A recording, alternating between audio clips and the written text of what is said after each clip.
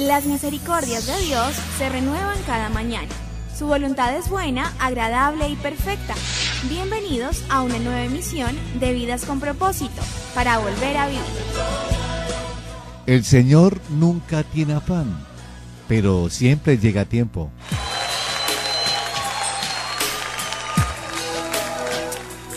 Hola, muy buenos días, bienvenidos otra vez a Vidas con Propósito, para volver a vivir.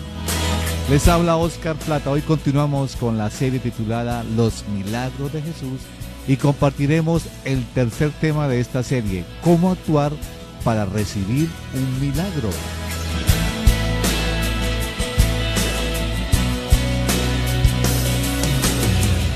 Tú nos creaste con un propósito.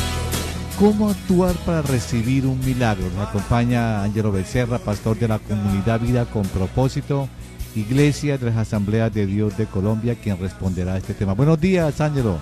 Muy buenos días, Oscar, y buenos días a los estimados oyentes que están hoy escuchándonos. Deseamos ser de bendición para sus vidas. Tú nos creaste para alabarte. También está con nosotros Beatriz Cifuentes, líder de la iglesia. Bienvenida, Beatriz. Gracias, Oscar. Muy buenos días y muy buenos días a todos nuestros oyentes. Gracias por acompañarnos. Y recordarles también que usted puede escucharnos a través de la internet por radioprimavera.com. Otra opción por internet es ingresando al Facebook de Radio Primavera, y en la parte izquierda del muro usted encontrará las opciones audio o video en vivo, y por la radio a través del 1020 AM. También usted puede escuchar todos nuestros programas de Vidas con Propósito y la programación de Radio Primavera en vivo a través de la aplicación para dispositivos móviles, ingresando a Play Store. Usted en su celular busca el logo de Radio Primavera y lo descarga, así puede escuchar en cualquier horario los programas de Vidas con Propósito y también de Radio Primavera. Estás escuchando Vidas con Propósito, para volver a vivir. Pastor Ángelo, ¿por qué razón decidió incluir en la serie Los Milagros de Jesús este tema titulado ¿Cómo actuar para recibir un milagro? La razón es porque a veces no sabemos precisamente el cómo actuar. Es que, Betty, hay momentos en los cuales nosotros no encontramos qué hacer. Hay circunstancias que nos son imposibles manejarlas. Hay encrucijadas que paralizan nuestra vida. ¿Qué hacer en esos momentos? Pues en realidad muchas veces no sabemos cómo actuar delante de Dios para pedirle que obre un milagro en nuestro favor. Cuando uno lee la Biblia con detenimiento, uno va a notar con muchísima frecuencia que Dios permitió situaciones en las cuales la capacidad humana no podía hacer absolutamente nada. A José, por ejemplo, le permitió ser vendido como esclavo y luego ser prisionero injustamente. A Moisés y al pueblo de Israel le permitió ir hasta el borde del Mar Rojo y que el ejército del faraón los persiguiera para acribillarlos. A David le permitió ser perseguido a muerte por Saúl. A Daniel le permitió entrar al foso de los leones y a sus 3 amigos les permitió ser echados al horno de fuego. ¿Para qué Dios permite todo esto? Bueno, nosotros sabemos que Dios todo lo hace y lo permite con un propósito. Así que cada situación, por adversa o imposible que sean o que parezca, es una oportunidad para que Dios se glorifique haciendo un milagro. Algo que sencillamente nosotros no podemos hacer y que raya obviamente en lo imposible. La pregunta es, ¿cómo actuar entonces para recibir un milagro? Bueno, hubo un hombre en los tiempos de Cristo que se halló en una situación muy pero muy difícil. Su hijita estaba muy pero muy enferma, al borde de la muerte, y todos sabemos que cualquier papá, inclusive cualquier mamá, daría la vida con tal de salvarla de su hija. El problema es que aún así, si este padre hubiese entregado su vida, hubiese muerto, eso no iba a impedir que su hija muriera. Él requería de un milagro de parte de Jesús. ¿Qué hizo este hombre? Él fue a Jesús, él fue al Señor, y lejos de actuar como actúan muchos cristianos modernos al pedir un milagro, este hombre con sus acciones logró lo que muchos cristianos hoy día no logran. Yo le invito para que estudiemos uno de los milagros más fascinantes hechos por el Señor Jesús, que nos narra los evangelios, y lo que hizo este hombre para ser receptor del poder divino, del milagro de Jesús. Y para una mayor ubicación leamos el pasaje completo. Está en Marcos capítulo 5, de versículos 21 al 43, dice así: después de que Jesús regresó en la barca al otro lado del lago, se reunió alrededor de él una gran multitud, por lo que él se quedó en la orilla. Llegó entonces uno de los jefes de la sinagoga llamado Jairo. Al ver a Jesús se arrojó a sus pies, suplicándole con insistencia: mi hijita se está muriendo, ven y pon tus manos sobre ella para que se sane y viva. Jesús se fue con él y lo seguía una gran multitud, la cual lo apretujaba. Había entre la gente una mujer que hacía 12 años padecía de hemorragias. Había sufrido mucho a manos de varios médicos y se había gastado todo lo que tenía sin que le hubiera servido de nada, pues en vez de mejorar iba de mal en peor. Cuando oyó hablar de Jesús, se le acercó por detrás entre la gente y le tocó el manto. Pensaba: si logro tocar siquiera su ropa, quedaré sana. Al instante cesó su hemorragia y se dio cuenta de que su cuerpo había quedado libre de esta aflicción. Al momento también Jesús se dio cuenta de que de él había salido poder. Así que se volvió hacia la gente y preguntó: ¿quién me ha tocado la ropa? ¿Ves que te apretuja la gente?, le contestaron sus discípulos, y aún así preguntas: ¿quién me ha tocado? Pero Jesús seguía mirando a su alrededor para ver quién lo había tocado. La mujer, sabiendo que le había sucedido, o lo que le había sucedido, se acercó temblando de miedo y arrojándose a sus pies le confesó toda la verdad. Hija, tu fe te ha sanado, le dijo Jesús. Vete en paz y queda sana de tu aflicción. Todavía estaba hablando Jesús cuando llegaron unos hombres de la casa de Jairo, jefe de la sinagoga, para decirle: tu hija ha muerto, ¿para qué sigues molestando al maestro? Sin hacer caso de la noticia, Jesús le dijo al jefe de la sinagoga: no tengas miedo, cree nada más. No dejó que nadie lo acompañara excepto Pedro, Jacobo y Juan, el hermano de Jacobo. Cuando llegaron a la casa del jefe de la sinagoga, Jesús notó el alboroto y que la gente lloraba y daba grandes alaridos. Entró y les dijo: ¿por qué tanto alboroto y llanto? La niña no está muerta, sino dormida. Entonces empezaron a burlarse de él. Pero él los sacó a todos, tomó consigo al padre y a la madre de la niña y a los discípulos que estaban con él, y entró a donde estaba la niña. La tomó de la mano y le dijo: Talita cum, que significa: niña, a ti te digo, levántate. La niña, que tenía 12 años, se levantó enseguida y comenzó a andar. Ante este hecho todos se llenaron de asombro. Él dio órdenes estrictas de que nadie se enterara de lo ocurrido y les mandó que le dieran de comer a la niña. Aquí, pastor, después de leer el pasaje, ¿cómo actuó Jairo para recibir un milagro? Pastor, ¿y qué debemos hacer nosotros para recibir un milagro de parte de Dios? Bueno, muy bien, vamos a tomar a Jairo como ejemplo para saber lo que nos correspondería a nosotros hacer cuando necesitemos, cuando requiramos de parte de Dios un milagro. Lo primero que hay que hacer, estimado oyente: humíllese. Y se lo digo porque el pasaje dice así: llegó entonces uno de los jefes de la sinagoga, llamado Jairo.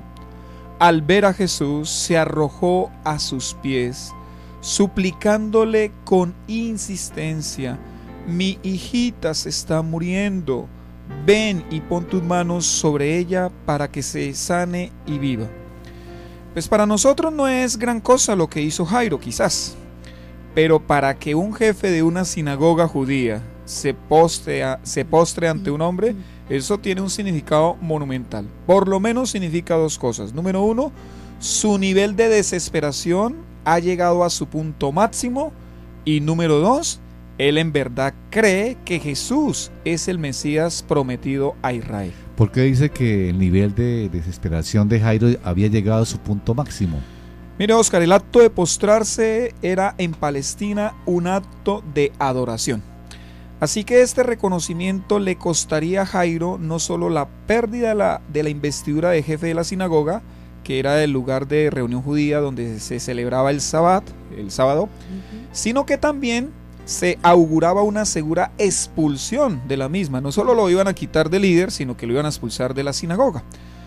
Pero a Jairo no le importó su tradición religiosa. Y aunque el pasaje no nos dice la edad de Jairo, por la niña tener 12 años y por ser un jefe de la sinagoga, lo más probable es que este dignatario judío tenga no menos de 50 años. Esto hace que para él sea más difícil el humillarse ante un maestro al cual el Sanedrín no ha reconocido como una autoridad en Israel. Aún así, Jairo se humilló. Él dejó sus tradiciones a un lado y ahora está clamando a Jesús, convencido que es el único que puede salvar a su hija que está agonizando. Vea, esto es digno de elogio. Que alguien esté dispuesto a dejar sus tradiciones por postrarse únicamente ante Jesús, eso es digno de ser imitado. Precisamente para muchos, este es el problema. Ellos no están dispuestos a dejar sus tradiciones. Ellos quizás en algo reconocen a Jesús, pero no al extremo de abandonar su propia religión, la que les fue enseñada por sus padres. Pastor, usted también mencionó que Jairo cree en verdad que Jesús es el Mesías prometido de Israel. ¿Por qué afirma eso? Vea, acompáñenme a la escena. Todos saben quién es Jairo. Todos lo han visto como el jefe de la sinagoga de Capernaum. Todos saben que los sacerdotes, maestros de la ley y fariseos confían en este hombre a tal punto de delegarle el cuidado administrativo y el puesto honorífico de guardar la sinagoga. Ahora, todos lo ven humillándose ante un predicador itinerante que hace milagros. Toda su honra, todo su honor, todo lo que ha construido por años, lo está tirando por la borda. A Jairo no le importa eso, le importa su hijita. Él no está afanado por el qué dirán. Al otro día entonces podríamos pensar que los comentarios y los escritos de los diarios de Palestina tendrían más o menos un titular como este: jefe de sinagoga se postra ante un predicador. Pero a Jairo no le importa nada de eso. Él está convencido que Jesús es el Mesías y es el único que podrá salvar a su hijita. Dios es bueno, Dios es perfecto, Dios es soberano.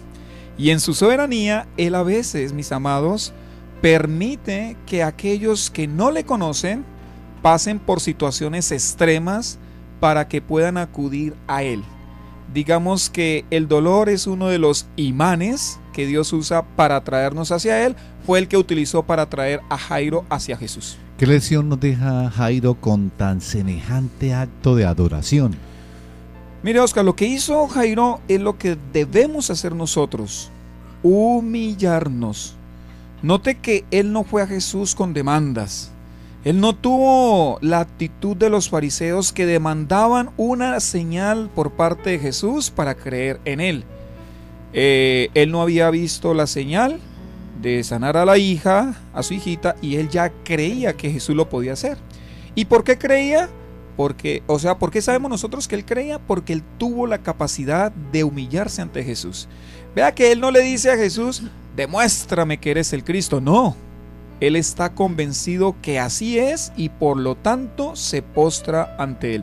Mi estimado oyente, ¿por qué no postrarse ante Jesús? ¿Por qué de usted no clamarle a Jesús? ¿Por qué en lugar de ir detrás de los predicadores no va detrás de Jesús? ¿Qué produce, pastor, la humillación del hombre en el corazón de Dios? Vea, algo de atractivo tiene para Dios la humillación del hombre. Cuando el hombre se humilla, Dios es exaltado. Cuando el hombre retrocede, Dios avanza. Cuando el hombre se levanta del trono de su propio corazón y se arrodilla ante Dios, entonces Dios decide sentarse en ese trono y se convierte para esa vida Señor de todas sus circunstancias. No importa qué tan difíciles o imposibles éstas sean, el Señor ahora estará a cargo. Permítame decirlo de este modo, estimado oyente: la humillación del hombre es la debilidad de Dios. ¿Hay algún ejemplo en la Biblia que muestre este principio? Claro que sí, hay un caso que lo ilustra perfectamente, y es el caso de Acab, uno de los peores reyes de Israel, uno de los más perversos que pudo haber tenido Israel. Y le voy a leer el pasaje. Primer libro de Reyes 21, 27 al 29 dice así: cuando Acab escuchó estas palabras, unas palabras de reprensión por parte del profeta, se rasgó las vestiduras, se vistió de luto y ayunó. Dormía vestido así y andaba deprimido. Entonces la palabra del Señor vino a Elías el tisbita y le dio este mensaje: ¿has notado cómo Acab se ha humillado ante mí? Por cuanto se ha humillado, no enviaré esta desgracia mientras él viva, sino que la enviaré a su familia durante el reinado de su hijo.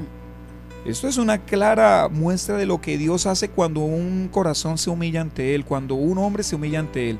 Así que, mis estimados oyentes, no es siendo altivos, no es decretando, no es declarando, no es tratando de solucionar lo imposible que conseguiremos algo de parte del Señor, sino más bien es humillándonos delante del Señor y reconociendo nuestra pequeñez, nuestra insuficiencia, nuestra imposibilidad, que veremos milagros y señales de parte de Dios a favor de nuestra vida.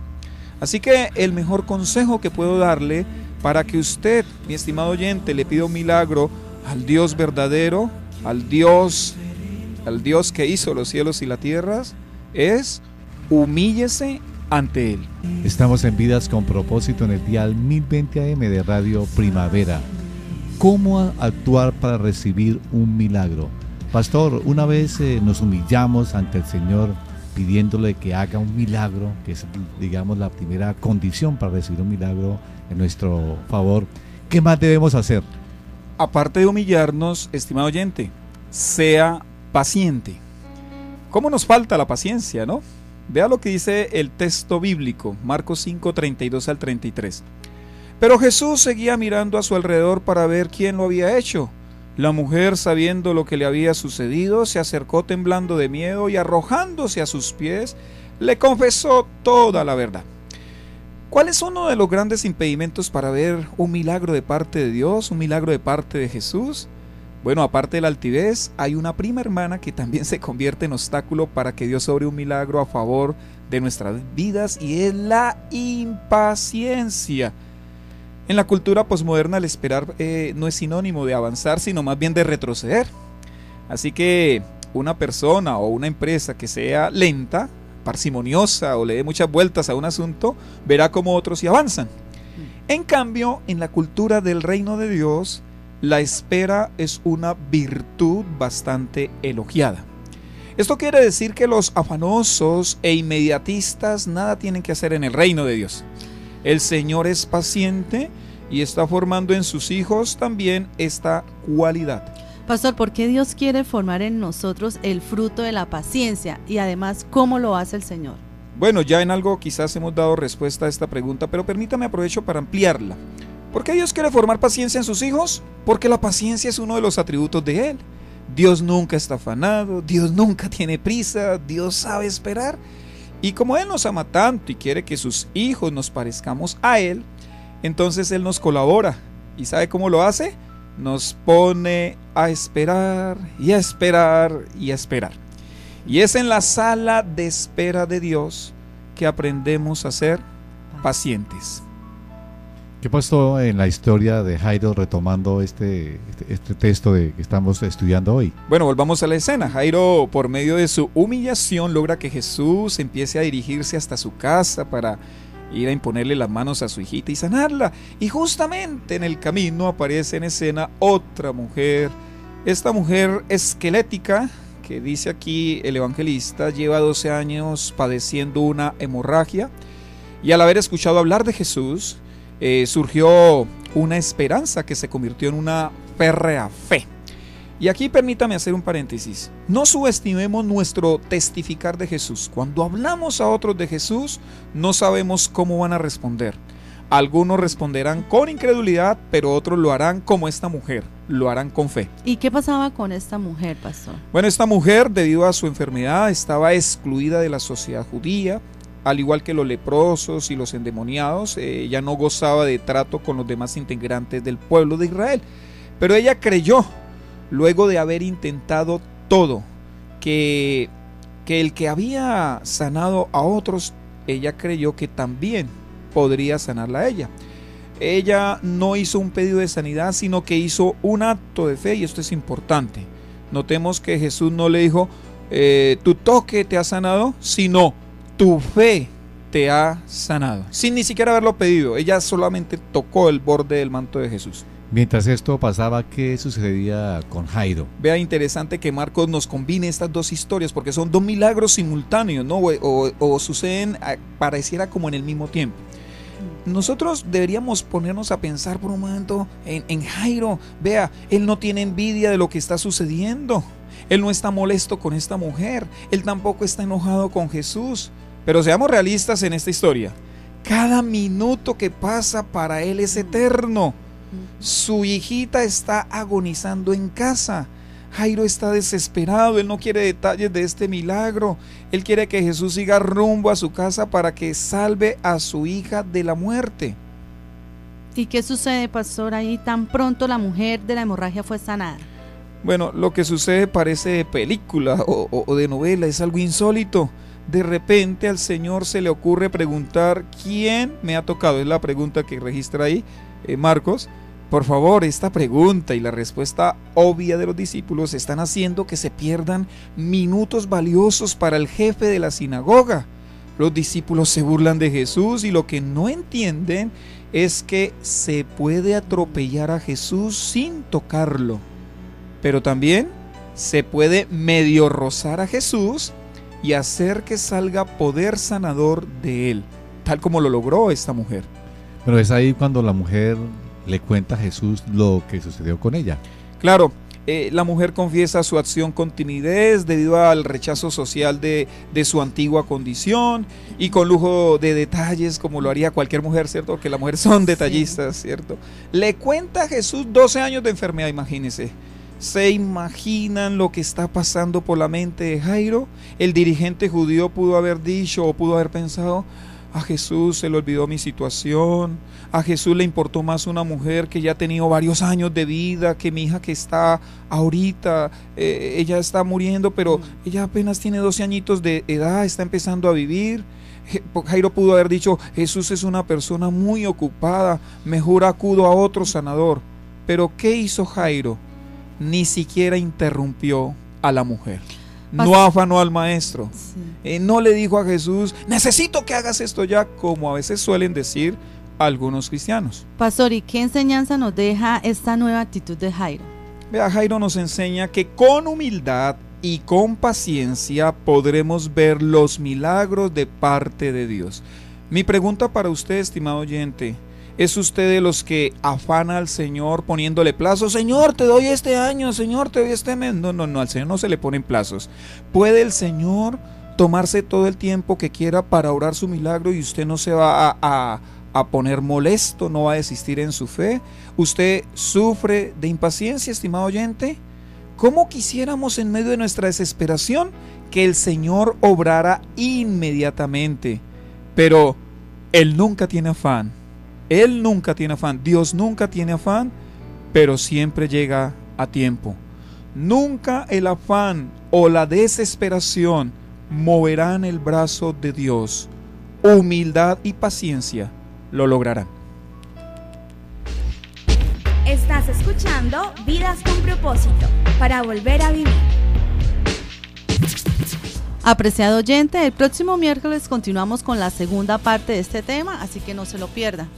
Y si desea comunicarse con nosotros, nos puede llamar al teléfono 310-212-4602. 310-212-4602. También nos puede escribir cualquier comentario al correo electrónico comunidadvidaconpropósito@gmail.com o en Facebook, en el muro de Vidas con Propósito. Gracias por escucharnos y deseamos que pasen un día